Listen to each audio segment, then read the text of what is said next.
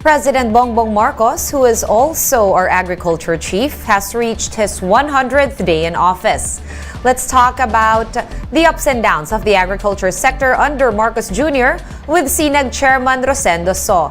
He joins us now via Zoom. Good afternoon, sir. Sir, first off, what do you think is the administration's biggest accomplishment in the agriculture sector in the first 100 days of this administration? So far, Sean, we see the rise still. Inflation is around 2.4%.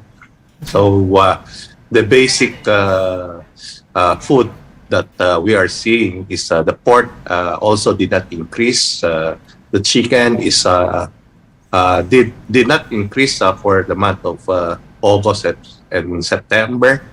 So we can see that those basic commodities didn't increase. So that is a good indication that I think the government is doing well.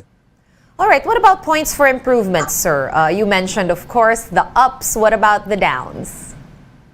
Yeah, the grow mat, it's very high. Like corn, if you see the inflation, it reached around 26%, and the cost of corn went up to 21 pesos.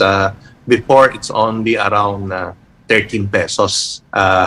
The food ingredient of rice bran for feeds, now it's 22. No, before it's only 12 pesos. So the oil now is 62.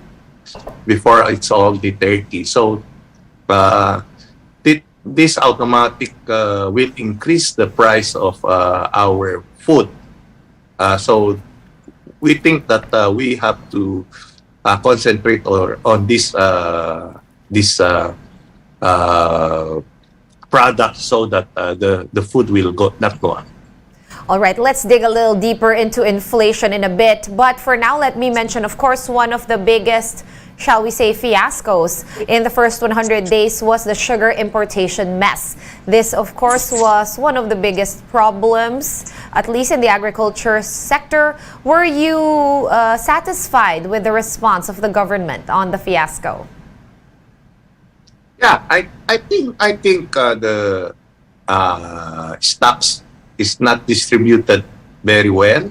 We know there are stocks in the market, but it is not distributed by SRA very well. No?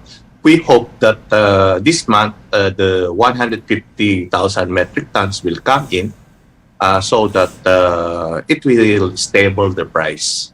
So we are looking for the importation of 150,000 metric tons this October. All right.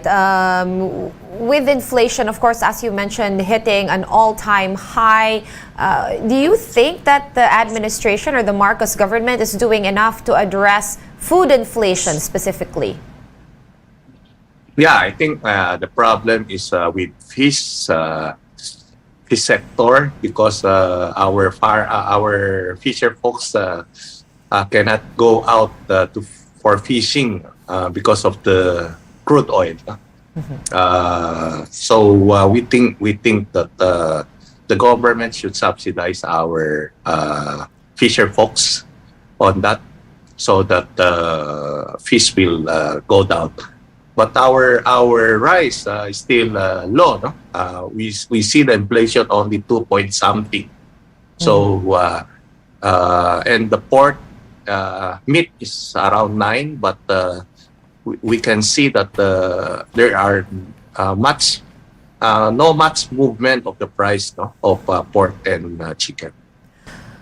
All right, and of course, a lot of people are divided on this topic. The President, Ferdinand Marcos Jr., asked the Department of Agriculture Secretary, do you also think that it's time to appoint a separate agriculture chief, meaning it won't be the President anymore, but like an agriculture specialist? We don't think that for now. We think that the president, as agricultural secretary, is better. Less corruption inside the DA, and we can see that smuggling is lesser than previous month. So we see a better administration headed by our president, BBM, on the agri sector.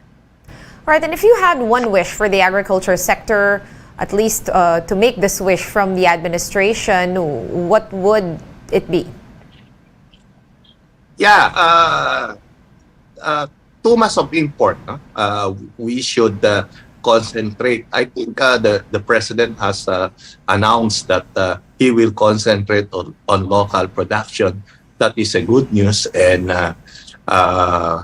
we see for this year going to next year, the import will be lesser, and we hope that our local production will increase so that our dollar will not go out. Yeah.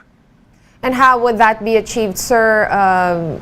Local production, of course, to boost local production, what do you think should be the first or immediate steps that should be taken in the short term to achieve this?